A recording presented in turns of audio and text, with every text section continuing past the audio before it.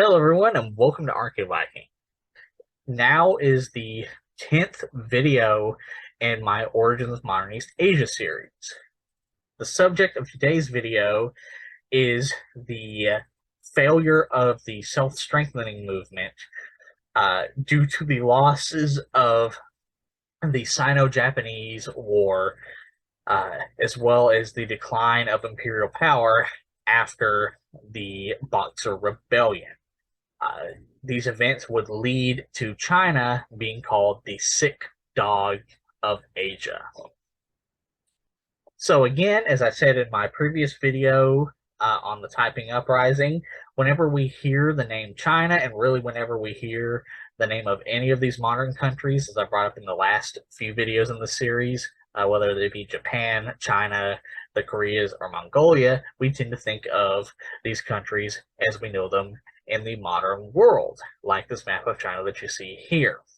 And while, of course, that is not an accurate way to think about it, it's not the full story. These countries went through a variety of different events and processes to get to where they are now. And to better understand that, we have to go back a little bit in time to get a better look at the bigger picture. So this leads us to the late Qing Dynasty, from the end of the Taiping Uprising in the 1860s, 1862 to 1864, all the way to 1911 CE.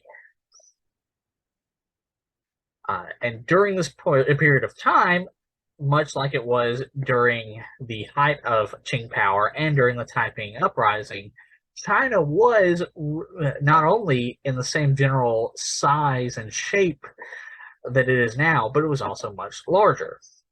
It had originally encompassed good chunks of Kazakhstan, as well as chunks of Russia, but after the Taiping Uprising and after the Second Opium War, they had lost territory to Russia in these regions and territory to Britain.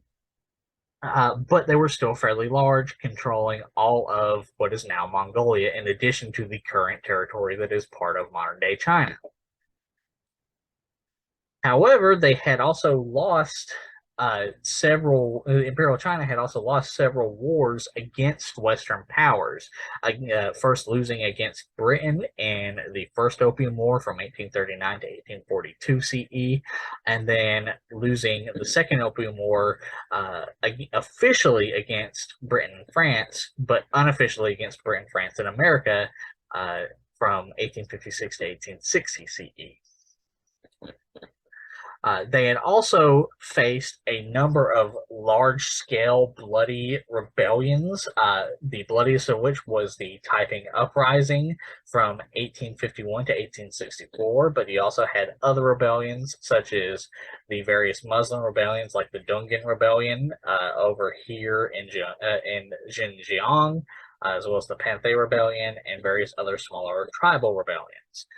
The results of which ended with a combined Imperial Chinese, British, and French and American victory, but also ended with a death toll of around 20 to 30 million. To put that in perspective, the American Civil War, which was contemporary with it, only resulted in a death toll of around 600,000.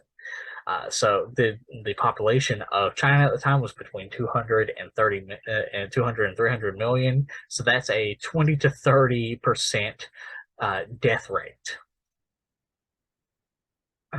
So with these events happening, with the humiliating defeats at the hands of European powers and the bloodiness witnessed in the Taiping Uprising, China would decide that it was time to move into the modern world and would begin implementing what is known as the self-strengthening movement, which would last from 1861 to 1895 CE. It would be initiated first by Zheng Feng, a Chinese official and military commander. Well, military commander is a loose term, but he became a military commander after being an official for some years. And then similar reforms would independently be implemented by American soldier of fortune and eventually Chinese citizen and Chinese imperial official, Frederick Townsend Ward, with similar smaller reforms being put in place by allies of Townsend Ward, Jacques Marie Paul Tardif de Madre and Charles Gordon.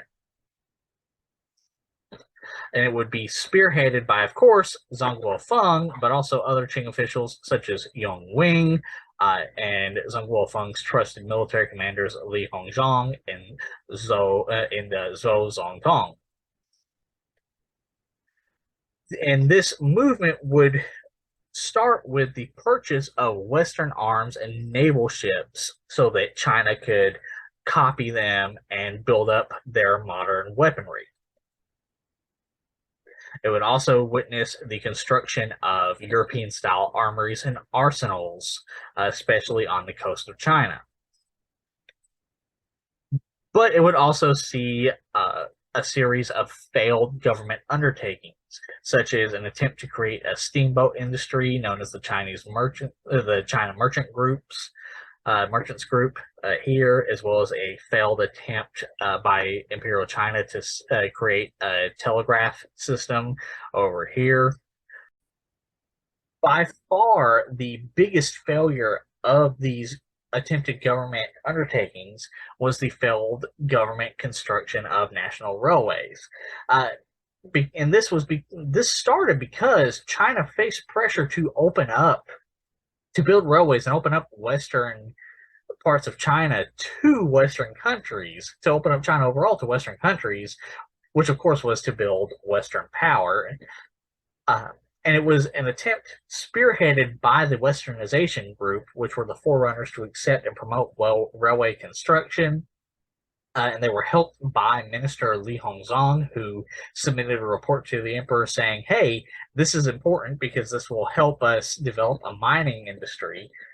But generally, most officials in the Imperial Qing government did not like railways because they thought they would disturb residents, they would disturb the mystical, geomantic makeup of Imperial China, and it would also help people rise up against the government. So, because of this, railway construction was not a national policy. On top of that, constructing railways was, and of course still is, an incredibly expensive undertaking that involves the need to buy land, materials, management, preparation, and maintaining the railway, which of course would often mean the companies would not see a profit for sometimes only 1 year, but also for as long as 3 to 5 years before they could start earning money. Also, it required knowledge in complicated engineering, which required qualified technicians and professionals and operating personnel. And as modern China was now very poor from all of its internal conflicts and external conflicts, it had a lack of people who were specialized in engineering. So in order to accelerate the development of the railway industry, the Qing government began to adopt a series of policies to support railway companies, private railway companies. Railway construction, however, was beyond the capacity of ordinary business people because of the limitations mentioned above. And the Qing government, because it was focused on internal and external troubles, did not provide enough qualified and talented people to these private companies, nor did it provide them with enough funding, meaning that railway companies lacked qualified professionals and operating personnel, which of course delayed construction. And all of these factors combined led to China having an underdeveloped railway system. And eventually, there would be an outbreak and hostilities yet again between Chinese citizens and Western visitors from America, Britain, and such that resulted in the Tianjin massacre, which of course saw, as you can see in this picture, saw the massacre of quite a few Western Christians and nuns, which would further weaken U.S.-China relations.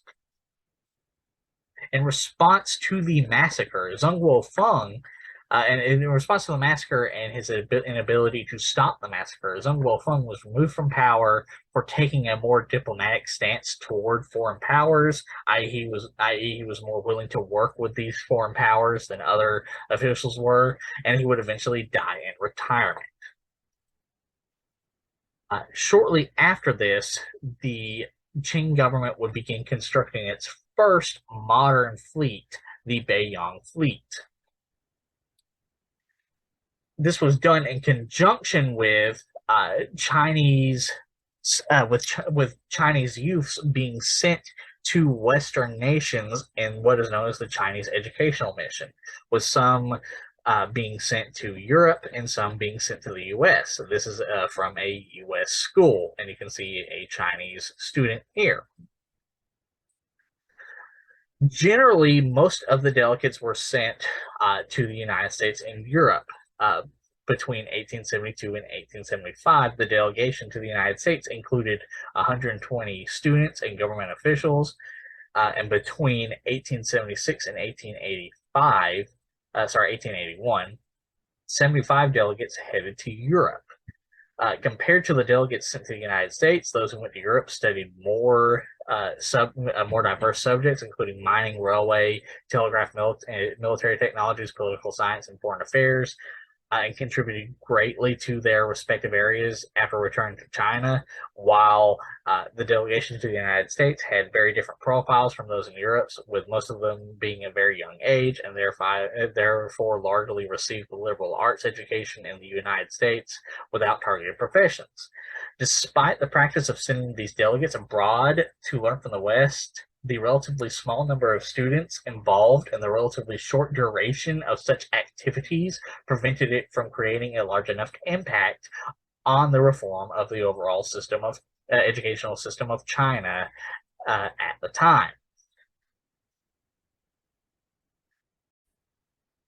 As these missions to the West for foreign education for Chinese subjects were concluding, Charles Gordon was called upon by the imperial court to negotiate the Treaty of St. Petersburg in what is known as the Ili Crisis, which was an event where the Russian Empire would encroach on West Chinese territory, specifically in the Ili River Valley. And during this event, Charles Gordon would negotiate with the Russian Empire and would have them sign the Treaty of St. Petersburg, which would return the Ili River Valley to China, and would involve returning the westernmost part of China, known as the Uyghur Autonomous Region of Xinjiang, to the Empire of China, which had, during the Taiping Uprising and during the events after the Taiping Uprising, had been seized by the Russian Empire temporarily.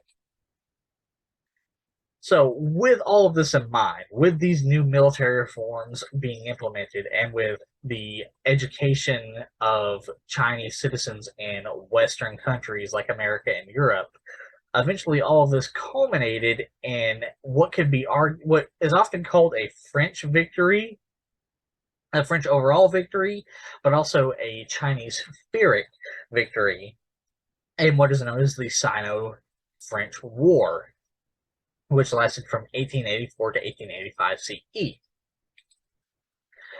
And it started mainly because the French Empire was beginning to encroach on Annam, or modern-day Vietnam, which for around 200 years, for between 100 to 200 years, had been a loyal tributary state to Imperial China.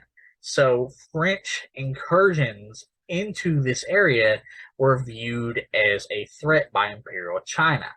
And eventually, Imperial China took the side of the Taiping Dynasty of Annam and declared war against the French Empire. And here's a list of the battles that went on there. And generally, on land at least, the Chinese infantry and army did relatively well. Here's a picture of them here.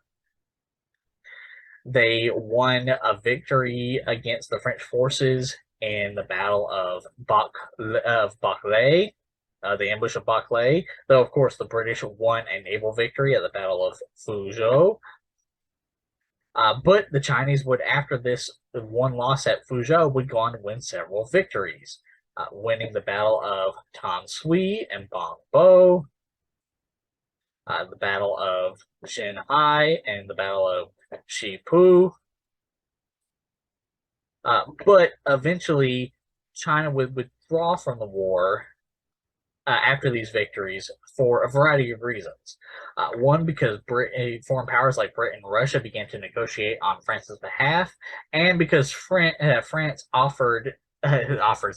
France threatened to invade China again with overwhelming military force.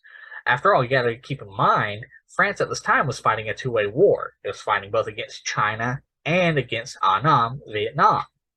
So it was not exactly at its best when the Chinese military won these victories. So it was at this point that France was saying, "Hey, we'll come with overwhelming military force and attack you while we're at our best. How would you like that?" And so with that, China withdrew from the war, which again, so that's why it's often argued to be a French victory, though I would argue that because China won more battles, it was a Chinese Pyrrhic victory. They showed that they were skilled enough to, at least to some regard, fight toe-to-toe with a Western power, but of course they weren't able to completely defeat them. So really, it's up to interpretation about who won this war. Again, I would argue it was a Chinese Pyrrhic victory, but it's not far off to say that it was a French victory also. After this Pyrrhic victory / loss, Imperial China would expand the imperial examinations to include subjects such as foreign commerce. But eventually, the reforms of the self-strengthening movement would face their ultimate test as disputes over Joseon Korea began to happen with the Japanese Empire and Imperial China. So Japan, the Japanese Empire, began to expand into Joseon Korea, as I mentioned in my video on Joseon Korea, right around 1875, and had continued to steadily expand into Joseon Korea through all the way up until 1894 CE. And so because of this expansion and because of Joseon Korea's long-time connection to China, Joseon Korea being China's most loyal tributary kingdom, China and Japan began to butt heads over who should have control over Joseon Korea. And then, of course, eventually, as you see in this picture here, eventually the Empire of Russia would also become involved, though they were sort of not as important as the Empire of Japan and the Empire of China in this regard. This all itself would come to a massive head with the outbreak of the Dongguk peasant revolt, which grew tired of Joseon Korea's leniency over Imperial Japanese forces being present in Joseon Korea. And it would ravage the countryside for a while before eventually being put down by both Imperial Chinese and Imperial Japanese forces at the same time. Neither side wanted to give up their victory.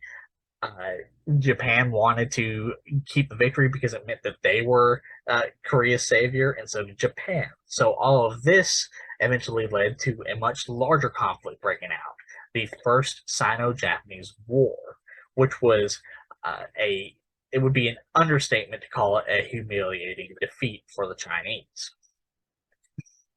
So with the outbreak of this First Sino-Japanese War, Ito Sukiyuki would be put in charge of the Japanese fleet, of overall control of the Japanese fleet and Japanese army.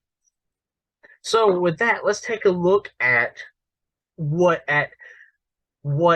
the key differences and similarities between the Japanese and the Chinese armies during this time.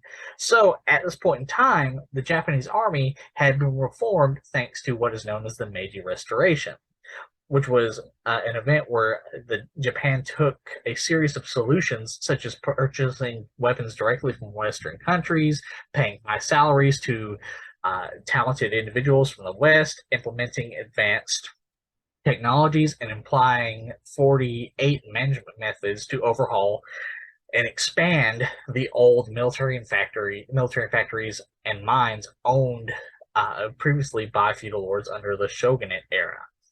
The new government of the Meiji period, started a handful of modern arsenals that eventually expanded into even more arsenals, with the government taking over and transforming some of these arsenals, such as the Sekiguchi arsenal and the Yokosuka arsenal, which passed from the shogunate period, and transformed them into the Tokyo arsenal and the Yokosuka naval factory, as well as the Meiji government taking over the Nagasaki arsenal, converting it into just simply the naval arsenal. And these modern arsenals produced massive numbers of firearms and naval ships. With the increasing demand of modern equipment by the armies and navies, the military factories started a campaign to make Japan independent from Western armories.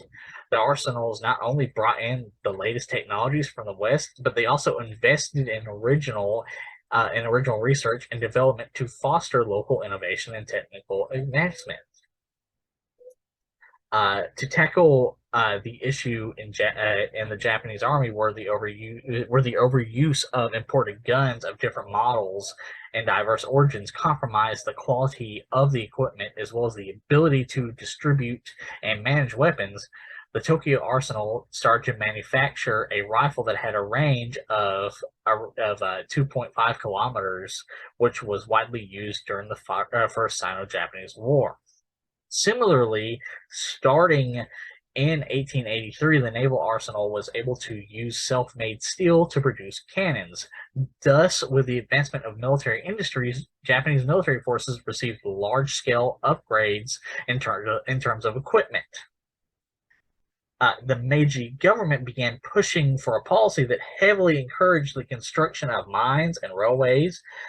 Mines were one of the most strategic industries in the Meiji government, with 30% of the investment made by the Ministry of Industries into mines. Japan built railway network with extensive coverage throughout the Meiji Restoration, representing a success in infrastructure development. Again, remember, China had failed in that regard. Railways played a critical role in Japan's industrialization. During the Meiji Restoration, the Japanese railways mainly transported four major categories of goods: coal, charcoal, crude oil, minerals such as ores and lime, food such as rice, tea, salt, and industrial goods such as steel, paper, and cement.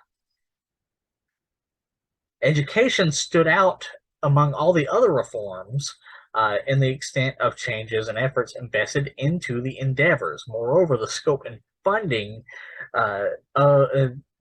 moreover, on the scope of the funding, the then Ministry of Education had the highest spending among all other ministries in the Japanese government. Starting from elementary schools, the reform aimed at popularizing basic education for the general public. In 1870, the Meiji government put into action the new lay regulations on elementary, secondary schools, and universities, following which the Ministry of Education was established in 1871.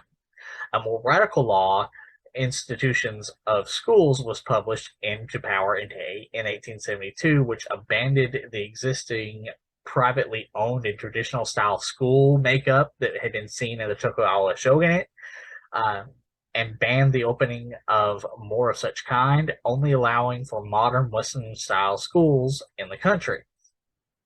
Starting in 1880, Japan began implementing the policy of obligatory education of 3 years, 4 years, and 5 years, 5 years subsequently, while pushing finally for a 6-year mandatory education for all citizens.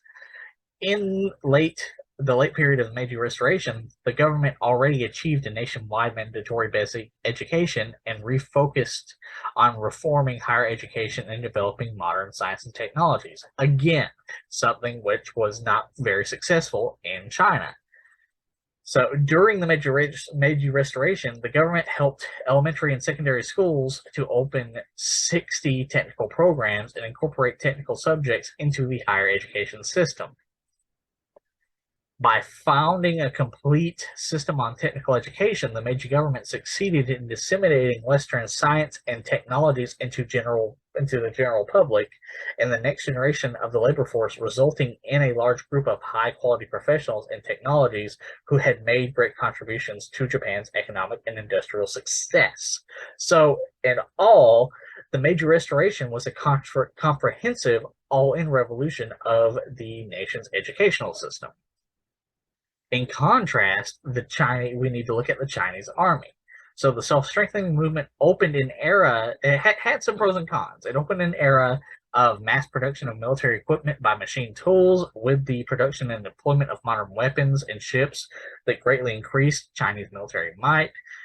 The government encouraged learning of science and technologies from the West. Educational reform was ordered directly by the emperor, forming a crucial part of the movement. Its implementation was supported by nobles of the Qing Dynasty. Educational reforms were also advocated by local authority figures in the Westernization group, such as Zheng Guofeng. Advocates such as Ng Guofeng suggested that learning from foreigners to build cannons and ships will yield long-term benefits, and purchasing foreign guns and cannons is the priority of saving the current situation of China. And even the current Prime Minister, Li Hongzong, who succeeded Zheng Guofeng after Zheng Guofeng's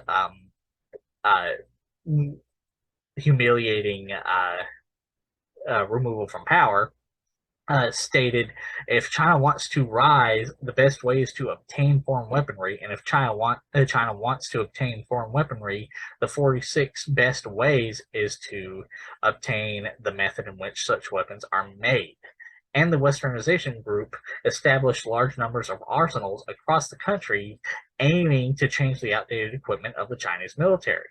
The Westernization group produced and in many cases copied a great number of Western-style weapons and steam-powered ships made of steel. A good example was the Jiangnan arsenal, which from 1867 to 1895 manufactured 65,000 guns, 742 cannons, and 6.7 million tons of gunpowder, 1.6 million shells, 8.7 million bullets, and 1.5 thousand land and water mines, and 15 ships. However, the lack of previous foundations in craftsmanship and modern education teaching these skills heavily hindered the industrialization in China. The number of factories built in China were insufficient, and most were concentrated in eastern China, where ports were open to foreign trade. The Qing Dynasty did not officially acknowledge the construction of these factories as a key policy of the time, and therefore did not create a major impact. Modern institutions were highly concentrated on the east coast of China and big cities, and therefore it was difficult for people in the inland to go to these schools due to the size of China and the size of inland China itself. The number of new institutions established was also far from enough to completely overhaul the educational reality of China at the time.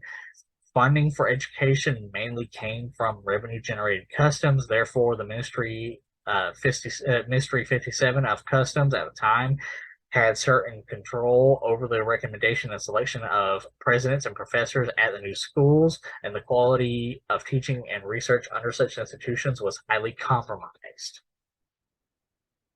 The new schools mainly hired professionals and teachers from abroad, many of whom, however, were opportunists and from poor background, in contrast to the Meiji Japan hiring the best specialists they could. So these opportunists had poor background and little know-how, thus were unable to train students with real thoughts and knowledge of the West. Focusing only on foreign language and foreign expertise in military and machinery meant the educational reforms had a rather narrow scope and did not allow for a broader inquisition into political thoughts and social institutions. The results of reforms were in doubt, as schools such as Peking, the Peking School of Combined Learning, yielded very few talents who had real and deep understanding of Western science and technologies. Moreover, only a few professors hired by the school were actually from Western countries and equipped with a qualification and knowledge to teach the subjects they were hired for. Most students at the school came from a rural background, thus had little motivation to study, not to mention something completely new from their upbringing. And also, deaths of key military reformers such as Zhenghua Feng and Frederick Townsend Ward left China without the unity that these individuals had provided in the early years of the movement, and also left the movement heavily decentralized and left the movement weak and susceptible to corrupt military leadership in charge of the movement. Also, Western powers had a tendency to sell China outdated technology. For example, the Chinese Navy had transitioned to the modern destroyer ships, while China still used outdated ironclad ships that had been used by Western powers in the 1850s and 60s. And of course, many of these ships were provided by the US, France, and Britain. So therefore, the self-strengthening movement was only a partial push with reservations on certain fronts. So here is the Japanese military, and you can see how much they look like a Western army at the time. And then here is the ironclad ships used by the Japanese Navy, which again, if we go all the way back here to Ito Sueki, you can see the Japanese Navy were using more modern destroyer ships.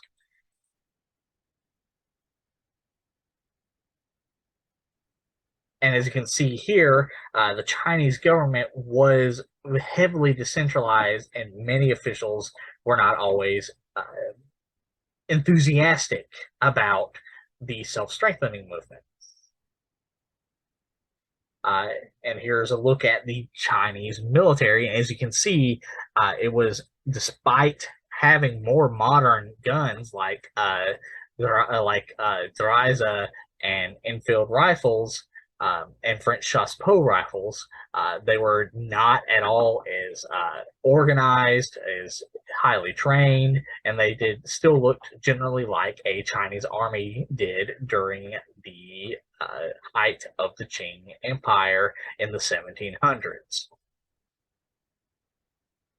So, with all of these in mind, it's no surprise that the Japanese Empire and the Japanese military basically won every single battle in the Sino-Japanese War, winning victory at the Battle of Pengdo, the Battle of Yalu River, the Battle of Lushkunko. In fact, it would take less time to talk about the battles that the Japanese didn't win in the Sino-Japanese War, which, spoiler, the Japanese won every single battle in this conflict. The Chinese didn't win a single battle in this war at all. The Japanese stomped the Chinese military. As a result, the Japanese forced China to sign their own version of the various types of treaties that Britain, France, and the US had forced China to sign, and Russia, known as the Treaty of Shimonoseki, which gave complete independence and autonomy of Korea, and in consequence, the paying of tribute and the performance of ceremonies and formalities by Korea to China would cease. China ceded to Japan in perpetuity full sovereignty of the Penghua Pescadores Islands, Taiwan, and the Liaodong Peninsula, together with all fortifications and arsenals and public property. Also, China agreed to pay China yet another group of indemnities to the sum of 200 million taels, which equates to around 7.5 million kilograms, or 16.5 pounds of silver.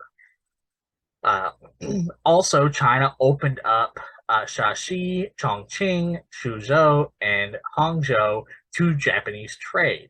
Moreover, China was to grant Japan the most favorable nation status that was granted to the United Kingdom, the USA, and France in the 1840s, and to Russia in the 1850s. And here is the Japanese invasion and annexation of Taiwan.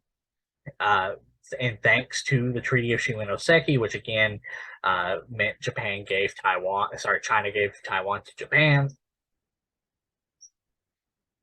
And so with this disastrous and humiliating defeat at the hands of the Japanese, the Chinese imperial court viewed the self-strengthening movement as a failure and would abandon it in 1895.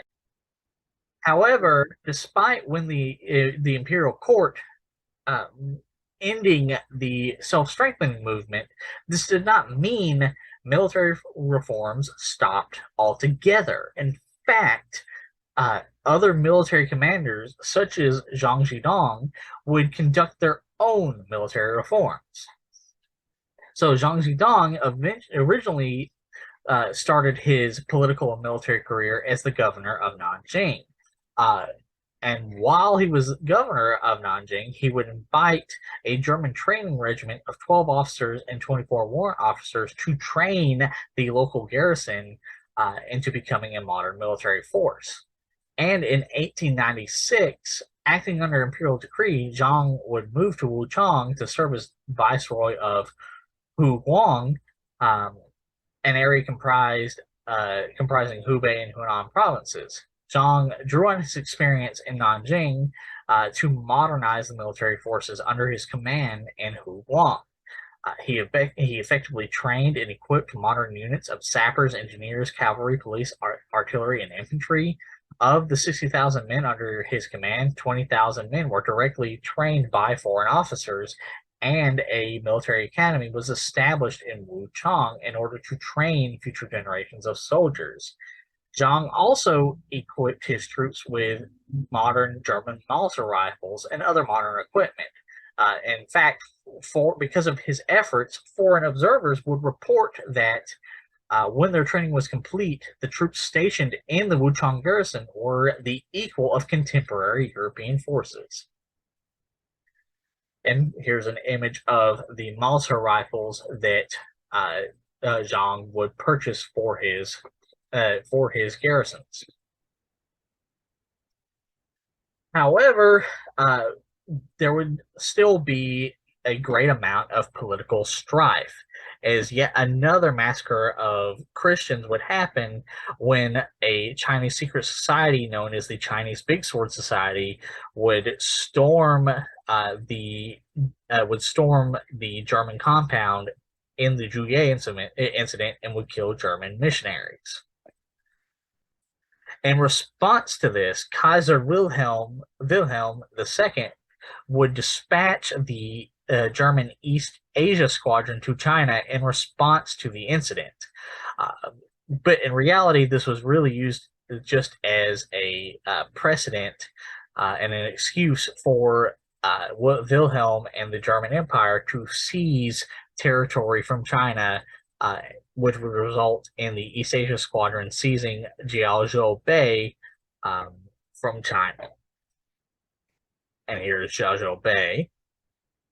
And this would result in further dividing up of China between Western powers, which you can see here on this map here, with the German Empire seizing this area right here. It would also be during this point in time that a rising U.S. empire would also begin to show interest in China after gaining the Philippines and Guam and other Pacific islands in the Spanish-American War, which you can see in this picture here. Furthermore, during this period of time, looking at the success of Zhang Jiaodong's military reforms, the Chinese emperor and the imperial court at the time would begin to implement what is known as the 100 Days of Reform, which sought to abolish the traditional examination system, sought to establish Peking University as a place where sciences, liberal arts, and the Chinese classics would all be available for study, establishing agricultural schools, building modern education systems, encouraging imperial family members to study abroad, changing the government from an absolute monarchy to a constitutional monarchy, etc., etc., establishing a naval academy, utilizing unused military land for farming, on and on and on. Unfortunately for this movement, the current Dowager Empress Cixi would view these reforms as a threat to her power, so she and her followers would launch a coup d'etat, seizing the throne for herself and resulting in the execution of the 6 officials responsible for the reforms, one of which had actually been a student of Zhang Jiadong. So during this time, because of the failure of reforms, because of the encroaching Western powers, because of the strict imperial policies, many of the Chinese populace would begin to form even more secret Chinese societies, the most powerful of which being the Society of Righteous and Harmonious Fists, also known as the Boxers, known for their millenarian beliefs, the idea that it was time for a new age to be brought in, that it was time for the mandate of heaven to be enacted in order to remove the Qing government from power, and they were very well known for their practices in various different martial arts that you can see here. And here's more sort of what they look like, and what the types of uniform that they would wear. They also believed that their red coats could protect them from Western bullets, which of course was not the case. So with that, the Society for Harmonious Fists, the Boxers, would ignite the Boxer Rebellion. And here's a map of what the general area that the Boxer Rebellion took place under. And they would immediately attack Beijing and Tianjin and various other places, wreaking havoc wherever they went, and posing a great threat to both Imperial Chinese and Western power, the powers of Western nations in the area. So as a result of this, 8 Western nations would form an alliance to fight the Boxers. These nations included, of course, Japan, Britain, but also and Germany, but also the U.S., France, Austria-Hungary, Italy, and Russia, making a very large and very powerful military force built to protect Western interests in China. At first, the alliance would face some setbacks, as the Boxers would win several victories over the first expedition sent by the 8-nation alliance, the Seymour expedition, which you can see here. However, the Allies would gain several victories over the Boxers at the Battle of the Taku Forts, which would result in Emperor Cixi and the Imperial Chinese court choosing to switch sides and to side with the Boxers against the Allied forces. However, it's important to note Zhang Jiadong, along with other regional governors who commanded substantial modernized armies, refused to participate in the war on the side of Imperial China, and it decided to form a mutual pact of defense of Southeast China alongside the 8-nation alliance, i.e. they allied with the 8-nation alliance. And this led to a large series of Allied victories, such as the Allied victories at the Siege of International Legations in Beijing, Allied victory at the Battle of Tianjin, Tianjin, as well as the success of the ghastly expedition for the Allied nations, which would result in the Allied total victory after the successful siege of Beijing and the Russian invasion of Manchuria. That leads us to the aftermath. So during this conflict, after this conflict, it became very clear that large numbers of missionaries and Chinese Christians had been executed by both Boxer and some renegade Imperial Chinese forces. And here's a picture of the various martyrs, as they're called, of this conflict. The victory of the Allied forces over the Boxers and the Imperial China in this conflict also led to the occupation of large parts of China by Allied forces, with this area being occupied by the Eight Nation Alliance and this area being occupied by the Russian Empire. It also led to, of course, large-scale amounts of looting, as many members of Western nations, including America and Britain and France, would loot artifacts and pieces of heritage and heirlooms and antiquities and such from Beijing and from the Forbidden Palace in Beijing. It would also end in a variety of atrocities, such as the execution of hundreds of thousands of Boxers, as you can see here and here. And you can see they were executed in very brutal ways, such as being left out in the extreme heat in these wooden cages. It would also result in what is known as the Boxer Protocol, which again led to even more indemnities being forced, China being forced to pay even more indemnities to these Western nations, with resulting in a total of 450 million tills of silver, around 18,000 tons, worth approximately 333 million or $60 million, or 67 million pounds, and they were to be paid over 39 years to the Eight Nations involved. The Chinese paid the indemnity in gold on a rising scale with a 4% interest charge until the debt was amortized in 1940. After 39 years, the amount was almost 1 billion tills, precisely 982 million ounces or tons, roughly equivalent to 1.1 million troy ounces or 37,000 tons worth of silver. The sum was to be distributed as follows: 28.9% to Russia, 20% to Germany, 15.7% to France, 11.2% to Britain, 7.7% to Japan, 7.3% to the US, 7.3% to Italy, 1.8% to Belgium, and 0.89% to Austria-Hungary, with further indemnities being paid like 0.1% to the Netherlands, 0.3% to Spain, 0.03% to Spain, 0.02% to Portugal, and 0.01% to Sweden.